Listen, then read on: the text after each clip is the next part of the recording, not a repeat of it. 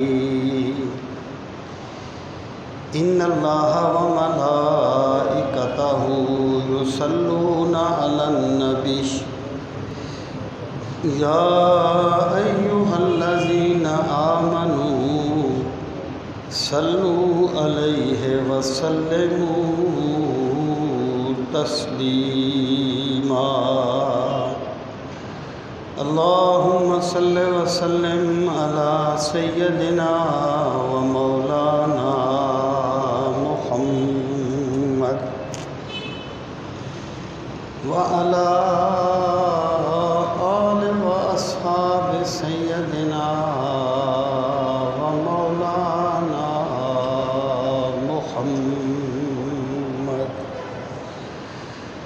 وبارك وسلم عليه الصلاة والسلام عليك يا رسول الله وعلى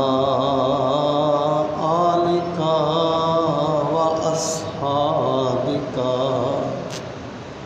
يا حبيب الله الصلاة والسلام عليك يا شفيع المذنبين وعلى آلك وأصحابك يا رحمة للعالمين۔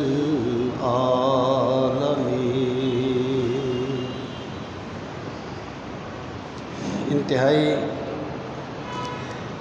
عزت و احترام کے لائق قابل تکریم معزز و محترم سامعین کرام، یہ ماہ ذوالحج کا دوسرا عشرہ اختتام پذیر ہونے کو ہے۔ اسی عشرہ کی 18 تاریخ تھی جب خلیفہ رسول خلیفہ ثالث سیدنا عثمان غنی رضی اللہ تعالی عنہ کو اس حالت میں شہید کیا گیا کہ جب آپ قرآن مجید کی تلاوت فرما رہے تھے۔ اسی مناسبت سے آج میں آپ کی خدمت میں جو گزارشات کرنا چاہتا ہوں ان کا عنوان یہ ہے کہ سیدنا عثمان غنی رضی اللہ تعالی عنہ کے امتیازات اور آپ کے خصائص، یعنی سیدنا عثمان غنی رضی اللہ تعالی عنہ پر گفتگو کئی حوالوں سے ہو سکتی ہے، تو میں جس حوالے سے آج گفتگو کر رہا ہوں وہ سیدنا عثمان غنی رضی اللہ تعالی عنہ کے خصائص اور آپ کے امتیازات ہیں۔ یہاں پر ہمیں چند باتوں کو اچھی طرح ذہن نشین کر لینا چاہیے، اور یہ باتیں اتنی اہم ہیں کہ ان کو اگر ملحوظ خاطر نہ رکھا جائے تو بہت سی گمراہیاں پیدا ہو جاتی ہیں اور انسان بہت سے ایسے عقائد اپنا لیتا ہے جن کا حق کے ساتھ کوئی تعلق نہیں ہوتا۔ سب سے پہلی بات یہ کہ سیدنا عثمان غنی رضی اللہ تعالی عنہ کے خصائص یا آپ کے امتیازات سے مراد کیا ہے؟ تو خصائص کا جو لفظ ہے وہ خاصہ کی جمع ہے، اور کسی چیز کا خاصہ ایسی چیز کو کہتے ہیں ما یوجد فی شیء ولا یوجد فی غیرہ، کہ جو چیز کسی ایک میں پائی جائے اور ایک کے سوا دوسرے میں نہ پائی جائے اسے اس کا خاصہ کہا جاتا ہے۔ اس کے جمع خصائص ہے، اور امتیاز کا لفظ جو ہے یہ بھی اسی معنی میں استعمال ہوا ہے۔ تو سیدنا عثمان غنی رضی اللہ تعالی عنہ کے خصائص سے مراد یہ ہے کہ آپ کی عظمت کے اور آپ کی شان کے وہ منفرد پہلو جس میں کوئی دوسرا صحابی آپ کے ساتھ شریک نہیں ہے، انہیں خصائص عثمان کہا جاتا ہے۔ اب یہاں پہ ایک بات پہ غور فرمائیں، یہ حضرت عثمان کے خصائص جو ہیں ان کا یہ مطلب نہیں ہے کہ حضرت عثمان غنی رضی اللہ تعالی عنہ کا مقام حضرت عمر سے بلند ہے یا حضرت ابو بکر صدیق سے بلند ہے۔ اہل سنت کے عقائد کی کتابوں میں یہ بات بالکل صراحتاً لکھی ہوئی ہے کہ خلفائے راشدین کی فضیلت ان کی خلافت کی ترتیب سے ہے، یعنی جس ترتیب سے خلافت ہے اسی ترتیب سے خلفائے راشدین کی فضیلت ہے اور ان کی افضلیت ہے۔ سامعین محترم، رسول کریم صلی اللہ تعالیٰ علیہ وآلہ وسلم کے جو خلفاء تھے وہ رسول کریم علیہ السلام کے خلفاء تھے۔ مراد یہ ہے کہ حضور اکرم صلی اللہ تعالیٰ علیہ وآلہ وسلم کی عظمت بھی سب سے بلند ہے، اور آپ نظام حکومت بھی چلا رہے تھے۔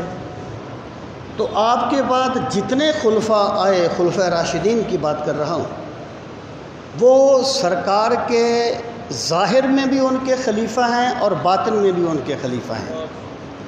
یعنی یہ کہہ دینا کہ یہ خلافت ظاہری ہے اور خلافت باطنی کوئی اور چیز ہے، کم از کم یہ اہل سنت کا عقیدہ نہیں ہے۔ باطنی جو کچھ بھی کہتے رہے وہ بہت کچھ کہتے ہیں، ہمیں ان کی باتوں سے غرض نہیں ہے، اہل سنت کا یہ عقیدہ نہیں ہے۔ اور میں کہا کرتا ہوں کہ بھائی اہل سنت کے عقائد اب ہم نے نہیں بنانے، اہل سنت کے عقائد ہم نے اب نہیں بنانے۔ اہل سنت کے عقائد پر باقاعدہ کتابیں لکھی جا چکی ہیں، اور لکھنے والے وہ ہیں یہ آج کل کے ان کے قدموں کی مٹی کو نہیں پہنچ سکتے، نہ علم میں نہ فضیلت میں۔ تو اہل سنت کی کتابوں میں بلا اختلاف یہ بات لکھی ہوئی ہے کہ خلفائے راشدین کی فضیلت کی ترتیب ان کی خلافت کی ترتیب سے ہے۔ یعنی حضرت عثمان غنی رضی اللہ تعالی عنہ کے خصائص سے مراد یہ نہیں ہے کہ آپ کا مرتبہ جو ہے وہ حضرت ابو بکر صدیق سے بلند ہے یا حضرت عمر سے بلند ہے۔ پھر آپ کہیں گے پھر یہ خصائص کیا ہیں؟ تو یاد رکھیں دو چیزیں ہوتی ہیں، فضیلت کی دو قسمیں ہیں۔ ایک ہوتی ہے فضیلت جزوی، ایک ہوتی ہے فضیلت کلی۔ فضیلت جزوی یہ ہوتی ہے کہ کسی ایک جز میں ایک بندے کو دوسرے پر فضیلت حاصل ہوتی ہے۔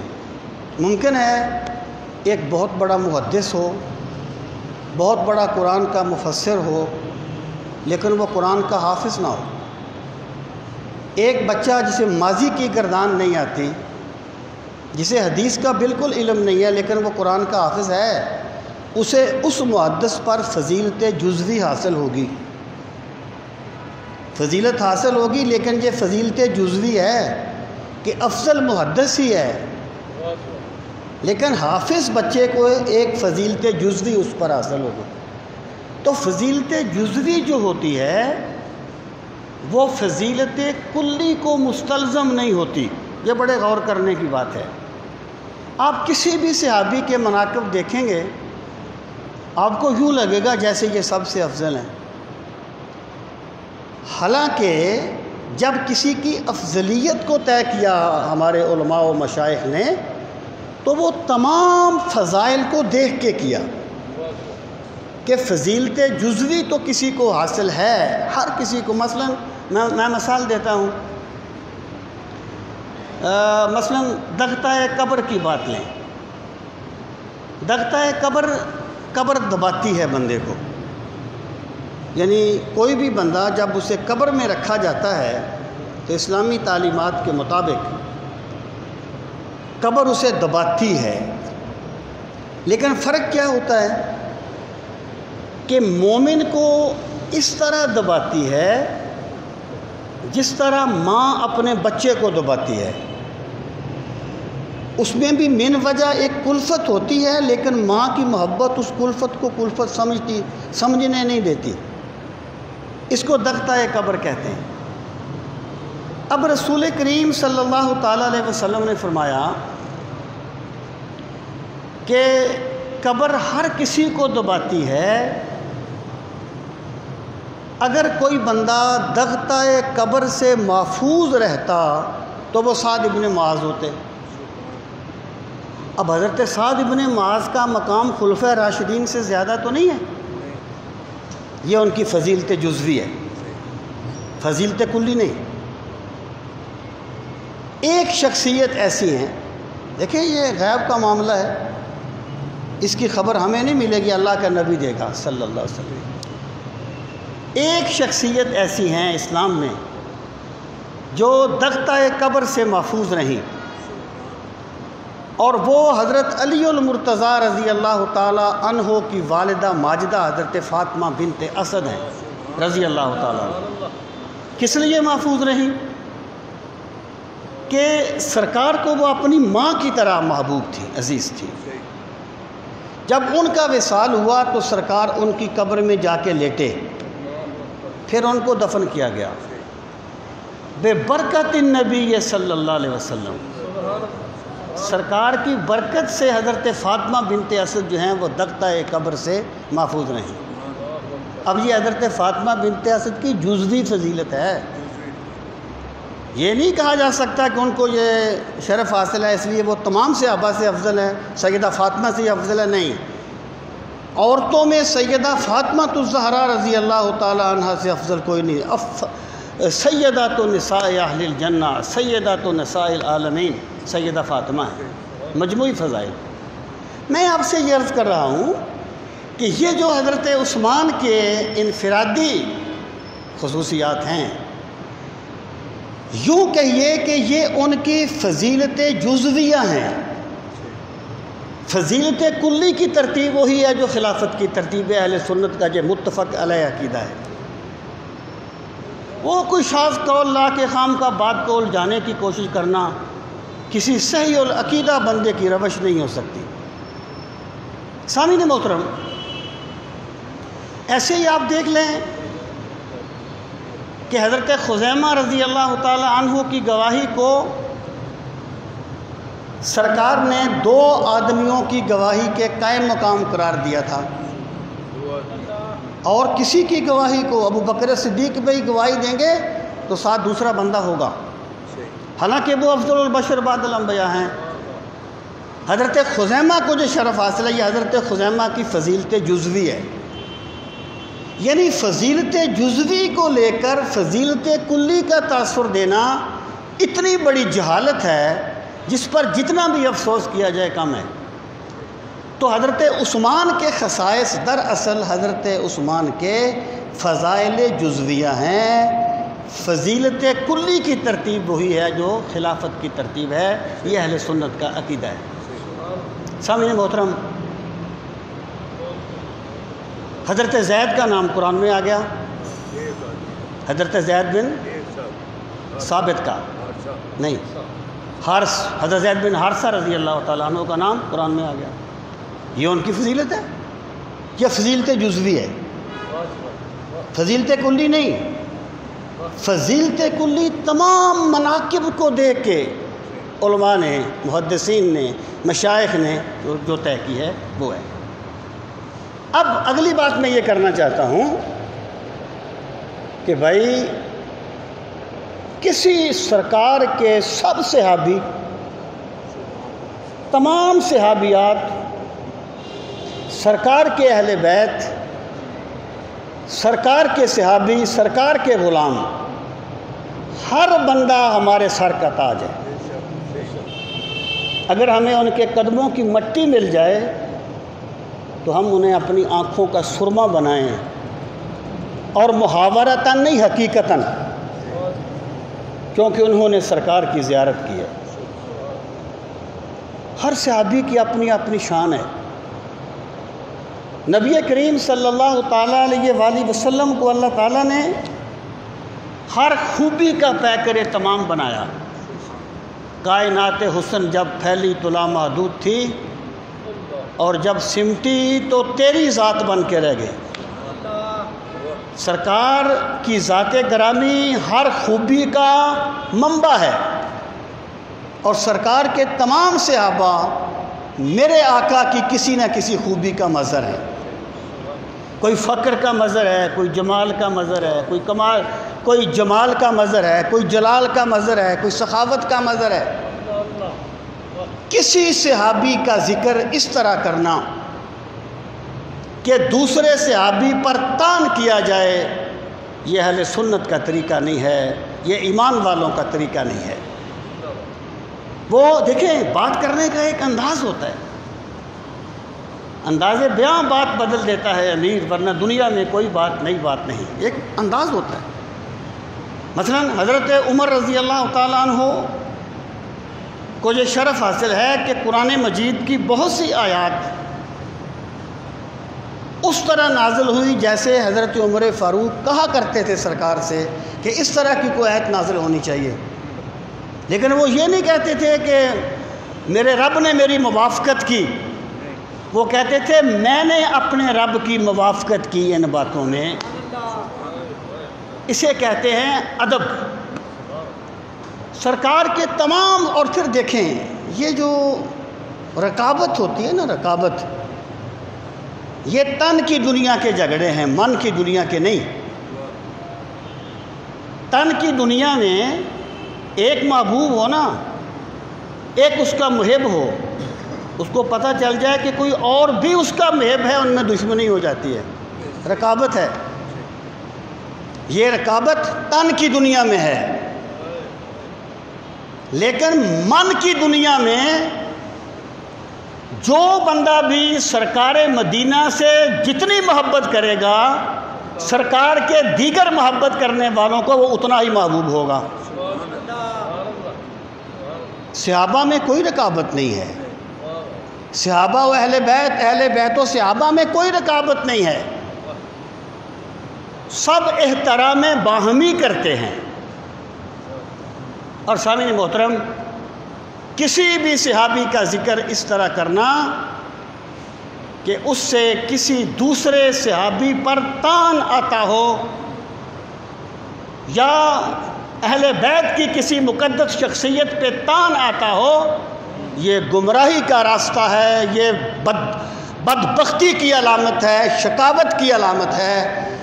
سرکار سے محبت کرنے والا ہر بندہ، اور سرکار کی زیارت کرنے والا، سرکار کی صحبت میں بیٹھنے والا ہر بندہ اہل ایمان کے دل کا سرور ہے اور آنکھوں کا چین ہے، آنکھوں کا نور ہے. سامعین محترم، یہ بات میں نے اس لیے کہی، رات کو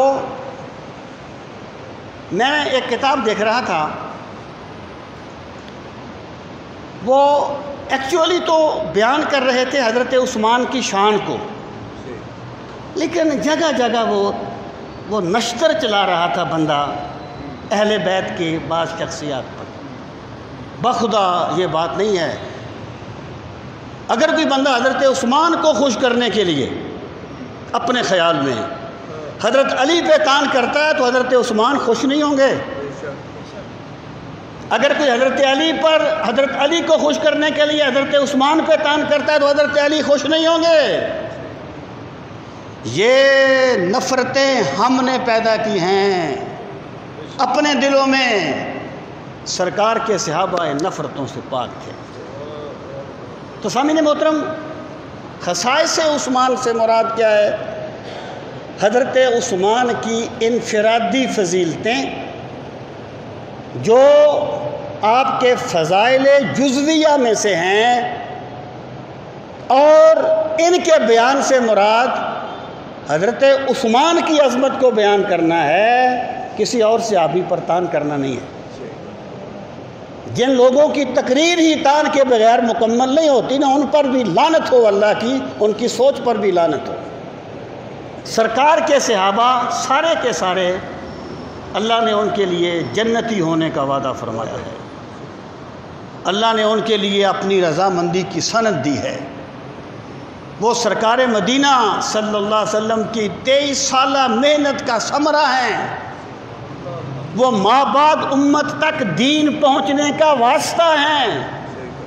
اگر صحابہ کو مجروح کر دو گے قرآن مجروح ہو جائے گا، دین مجروح ہو جائے گا، کیونکہ دین ہم تک صحابہ کی وساطت سے پہنچا ہے. سامعین محترم، اب آ جائیں حضرت عثمان غنی رضی اللہ تعالیٰ عنہ کے امتیازات اور آپ کے خصائص پہ. حضرت عثمان غنی رضی اللہ تعالیٰ عنہ کو اللہ تعالیٰ نے بہت سی منفرد شانیں عطا فرمائیں، اور وہ کسی صوفی نے کہا تھا نا کہ اللہ تعالیٰ دیتا سب کو ہے لیکن لیتا اس سے ہے جس سے وہ راضی ہوتا ہے. حضرت عثمان غنی سرکار کے صحابہ میں سے اللہ نے انہیں مال بھی بے پناہ عطا فرمایا تھا، اور اپنے نام پہ لوٹانے کا جذبہ بھی بے پناہ عطا فرمایا تھا. سامعین محترم، آپ ذرا شروع سے اس بات کو لے لیں حضرت عثمان کی عظمت کو سمجھنے کے لیے. اور میں آپ سے عرض کروں گا کہ کتابوں میں، روایات میں، مختلف مسالک کی روایات میں اختلاف ہو سکتا ہے، لیکن مسلمات کو نہیں جٹلایا جا سکتا. مسلمات ہوتے ہیں، انہیں عقل سلیم کی روشنی میں بندہ طے کرے تو بہت سی چیزیں اپنے آپ طے ہو جاتی ہیں، اور بہت سے جھگڑے اپنے آپ ختم ہو جاتے ہیں. سیدنا عثمان غنی رضی اللہ تعالیٰ عنہ کی پہلی خصوصیت یہ ہے کہ جس حق پرستی کا مظاہرہ خاندانی پس منظر میں حضرت عثمان نے کیا ہے، وہ آپ کی منفرد شان ہے. میں اس کو ذرا تفصیل سے بیان کرتا ہوں. آپ جانتے ہیں کہ حضرت عثمان غنی رضی اللہ تعالی عنہ کا تعلق بنو امیہ سے تھا، اور رسول کریم صلی اللہ تعالیٰ علیہ وآلہ وسلم بنی ہاشم کے چشم چراغ ہیں،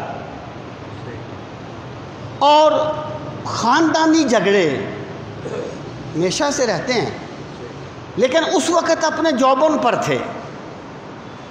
یعنی ابو جہل کے بارے میں نے آپ کو بارہا بتایا کہ جب رات کو رسول کریم صلی اللہ علیہ وسلم حرم میں تلاوت کرتے تو اخنس بن شریک، ابو جہل وغیرہ ایک دوسرے سے چھپ کر سرکار کی تلاوت سنا کرتے تھے.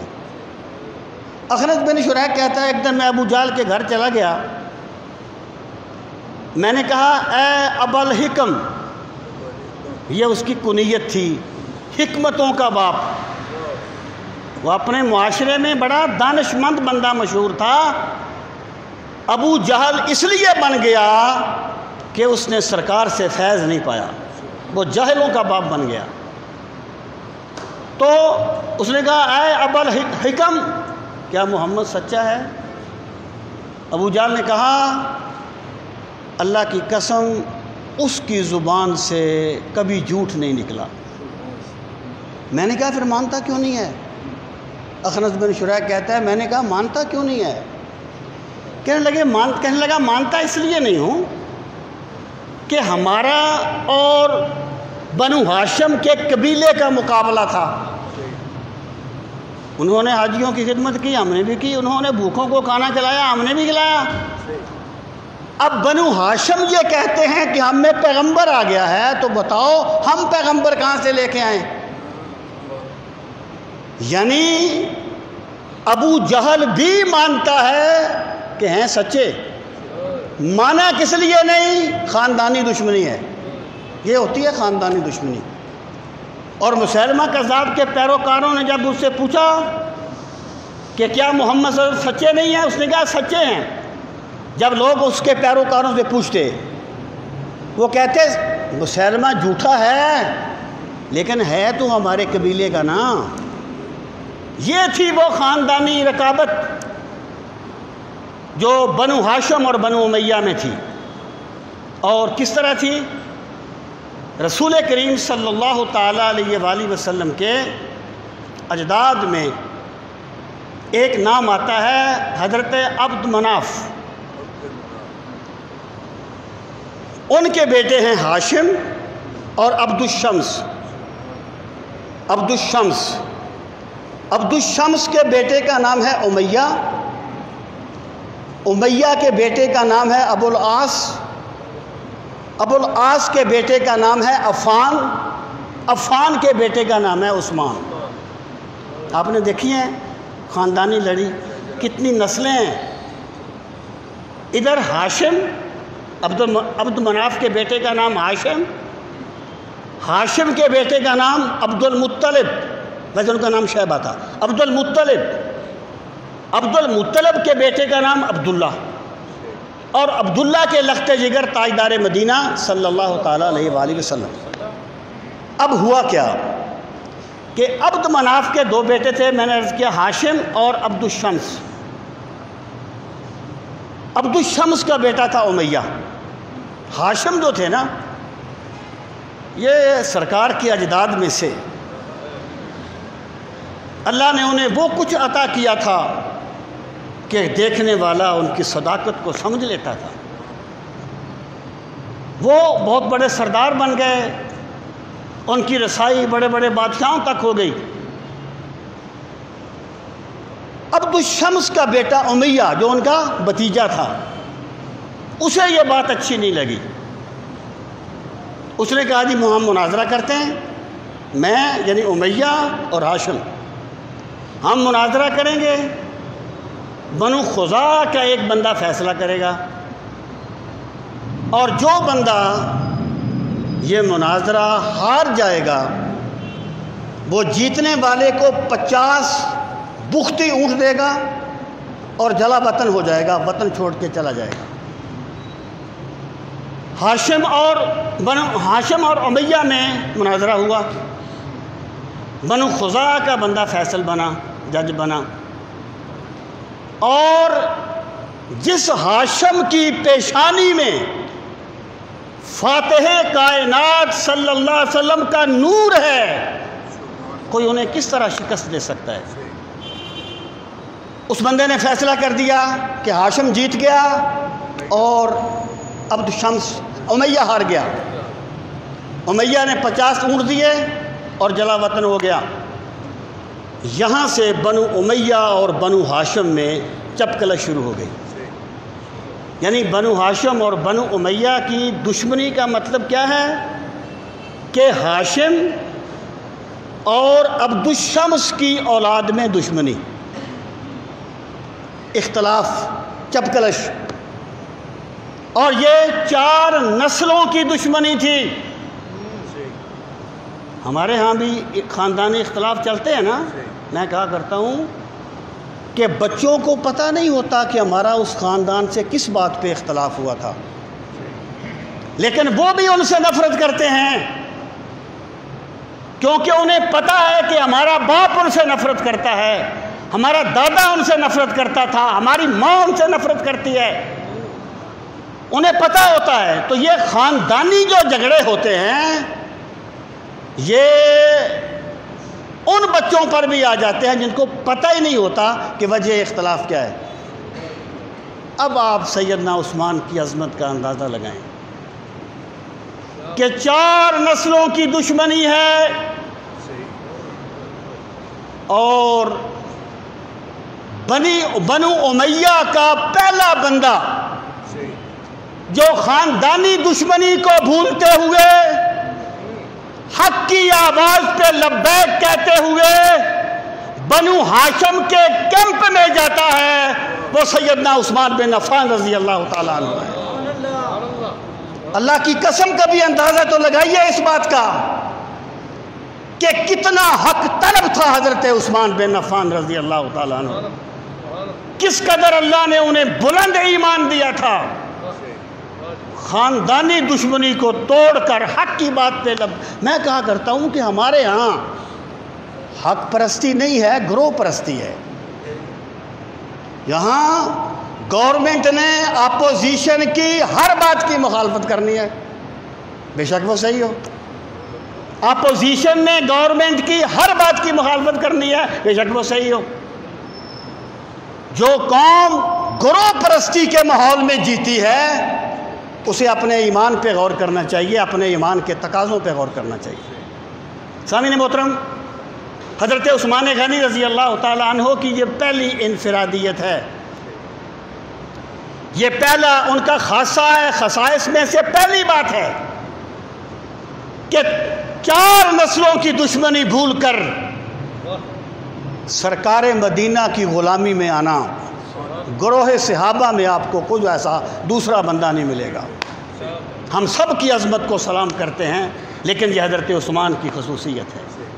پھر کیا ہوا دیکھیں، اگر اس طرح ہو بھی جائے نا تو اس بندے کے بارے میں جو آپ کے مخالف خاندان کا ہے، دل کو صاف کرنا کوئی آسان کام نہیں ہوتا۔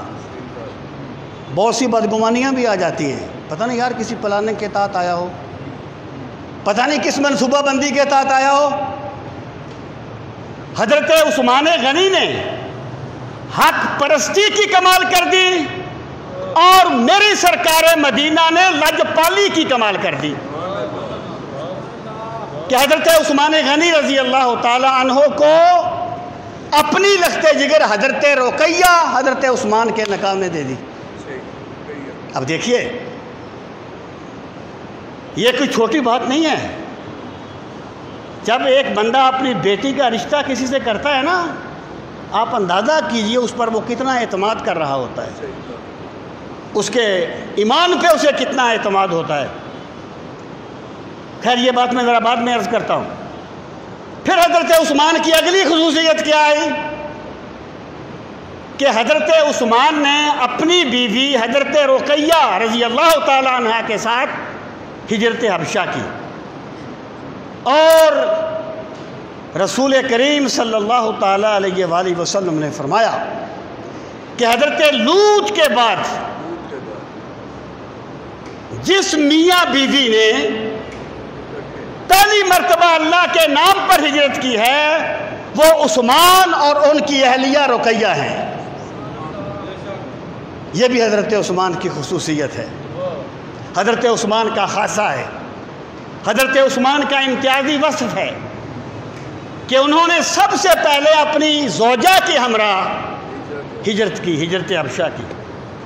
اور سامعین محترم، پھر اگلی خصوصیت کیا ہوئی کہ حضرت عثمان غنی رضی اللہ تعالی عنہ پر رسول کریم صلی اللہ تعالی علیہ وسلم کو اتنا اعتماد تھا کہ جب حضرت رقیہ کا وصال ہوا تو سرکار نے اپنی دوسری لخت جگر حضرت ام کلثوم رضی اللہ تعالی عنہ حضرت عثمان کے نکاح میں دے دی۔ حضرت عثمان کے نکاح میں سرکار کی 2 بیٹیاں آ گئیں، اور علماء کہتے ہیں کہ پوری تاریخ انسانی میں آپ کو کوئی ایسا بندہ نہیں ملے گا جس کے گھر میں پیغمبر کی 2 بیٹیاں ہوں وہ صرف حضرت عثمان غنی رضی اللہ تعالیٰ عنہ ہے۔ سامعین محترم، اب اس مقام پہ آپ ذرا رک جائیے۔ جب حضرت عثمان غنی رضی اللہ تعالیٰ عنہ کو سرکار نے اپنی 2 بیٹیاں ان کی عقد میں دے دیں تو آپ اندازہ کیجئے، سرکار دیکھیں، اگر ہمیں جن کا ایمان اللہ اپنا کرم فرمائے برائے نام ہوتا ہے، اگر ہمیں یہ پتہ چل جائے نا کہ یہ بندہ مسلکی طور پر میرے خلاف ہے تو ہم وہاں بھی رک جاتے ہیں رشتہ کرتے ہوئے۔ جو بندہ یہ کہتا ہے، جو حضرت عثمان کے ایمان میں شک کرتا ہے، وہ میرے پیغمبر کے اعتماد پہ شک کرتا ہے، وہ میرے پیغمبر کی مردم شناسی پہ تان کرتا ہے، اور وہ اتنا بڑا الزام لگاتا ہے سرکار مدینہ پر جس کا تصور کوئی بندہ مومن نہیں کر سکتا۔ سامعین محترم، حضرت رقیہ اور حضرت ام کلثوم رضی اللہ تعالیٰ عنہ رسول کریم علیہ الصلوۃ والسلام کی صلبی بیٹیاں ہیں، اور طرفین کی کتابیں اس پر شاہد ہیں، شواہد بھی اس پہ شاہد ہیں کہ قرب الاسناد میں ولدا لرسول اللہ صلی اللہ علیہ وسلم من خدیجہ القاسم و طاہر و رقیہ و ام کلثوم و فاطمہ و زینب، کہ یہ ساری کے ساری اولاد رسول کریم علیہ الصلوۃ والسلام کی صلبی اولاد ہے، صلبی اولاد ہے۔ حضرت رقیہ اور حضرت ام کلثوم سرکار کی صلبی بیٹیاں ہیں۔ اچھا، اب کیا بات ہوئی؟ لوگوں نے یہ کہنا شروع کر دیا کہ جی سرکار دو عالم صلی اللہ تعالیٰ علیہ وآلہ وسلم کی تو صرف ایک بیٹی تھی اور وہ سیدہ فاطمہ ہیں، ہم سیدہ فاطمہ کی عظمت کو سلام کرتے ہیں، وہ سیدات نساء العالمین ہیں، نہ رقیہ ان کے ہم مرتبہ ہے، نہ زینب ان کے ہم مرتبہ ہے، نہ ام کلثوم ان کے ہم مرتبہ ہے۔ سیدہ زہرا سیدات نساء العالمین ہیں، لیکن پیغمبر کی بیٹی تو رقیہ بھی ہے نا، پیغمبر کی بیٹی تو ام کلثوم بھی ہے نا۔ سامعین محترم، لوگوں نے یہ کہنا شروع کر دیا کہ جناب یہ تو سرکار کی صلبی بیٹیاں نہیں تھیں، یہ تو کسی سابقہ خامن سے ان کی بیٹیاں تھیں۔ پہلی بات تو یہ ہے کہ یہ بات تاریخی طور پر غلط ہے، اور اگر صرف یہ تاریخی مسئلہ ہوتا تو کوئی بات نہیں، اولاد میں بڑے بڑے اختلاف ہوتے رہتے ہیں، کوئی ایسی بات نہیں، لیکن اس کی تہ میں اس کی بیس کیا ہے؟ یہ کیوں، کس لیے یہ نظریہ گڑھا گیا کہ اگر حضرت رقیہ اور حضرت ام کلثوم کو سرکار کی بیٹیاں مانا جائے تو پھر انہیں رسول کریم علیہ الصلوۃ والسلام کا داماد ماننا پڑے گا، اور یہ چیز وہ برداشت نہیں کر سکتے تھے، اس لیے انہوں نے کہا نہ رہے بانس نہ بجے بانسری، بات ہی ختم کر دو کہ حضرت رقیہ اور حضرت ام کلثوم سرکار کی بیٹیاں نہیں تھیں۔ چلو، میں نے عرض کیا کہ جناب یہ باقر مجلسی کی کتابیں دیکھ لیں، قرب الاسناد دیکھ لیں، بے شمار کتابوں میں یہ ذکر ہے کہ یہ رسول کریم علیہ الصلوۃ والسلام کی صلبی بیٹیاں تھیں۔ میں علی سبیل التنزل بات کرتا ہوں، فرض کریں کہ نہیں تھی، جی مان لیا جی بقول آپ کے کہ وہ سرکار کی زیر کفالت تھی، مجھے بتائیے آپ کی زیر کفالت کوئی یتیم بچی ہو، آپ اس کی شادی کسی کافر سے کر دیں گے؟ خدا را کبھی تہ میں جائیے ان عقائد کے، کبھی بات کی تہ تک جائیے، آپ کو ہر نظریہ اسلام کی جڑیں اکھیڑنے کی کوشش نظر آئے گا۔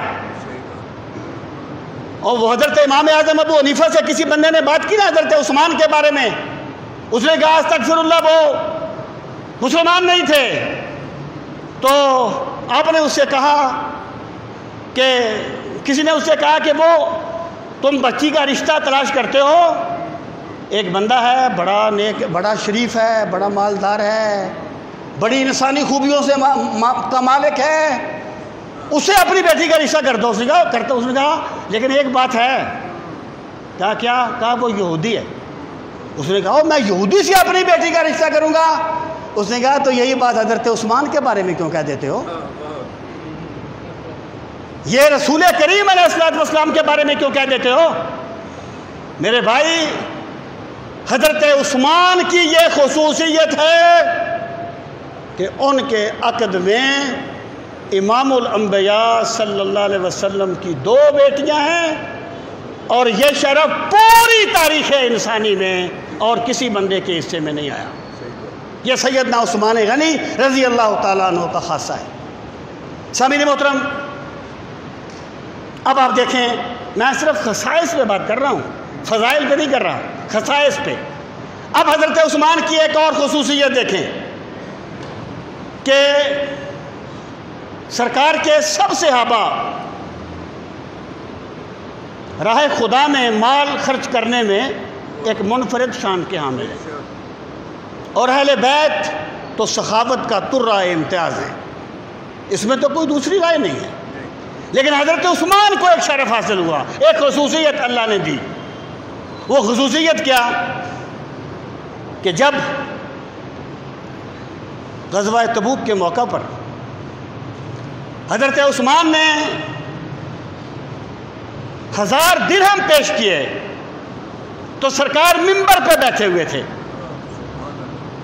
آپ ان دراہم کو الٹتے تھے اور فرماتے تھے ما در عثمان ما عمل بعد اليوم، آج کے بعد عثمان جو بھی کرے گا اللہ اس سے پوچھے گا نہیں، اللہ اس سے پوچھے گا نہیں۔ سرکار نے بہت سے صحابہ کو جنتی ہونے کی بشارت دی، اور حضرت عثمان کو تواتر کے ساتھ یہ ثابت ہے کہ سرکار نے جنتی ہونے کی بشارت دی، بالتواتر ثابت ہے جیسا کہ اصحابہ میں ہے۔ لیکن سرکار منبر پہ بیٹھے ہوں اور منبر پہ بیٹھ کے ان کے راہ خدا میں کیے ہوئے صدقے کو اس طریقے سے اپنے ہاتھوں میں الٹ پلٹ کریں اور پھر فرمائیں ما در عثمان ما عمل بعد اليوم، یہ حضرت عثمان کی خصوصیت ہے۔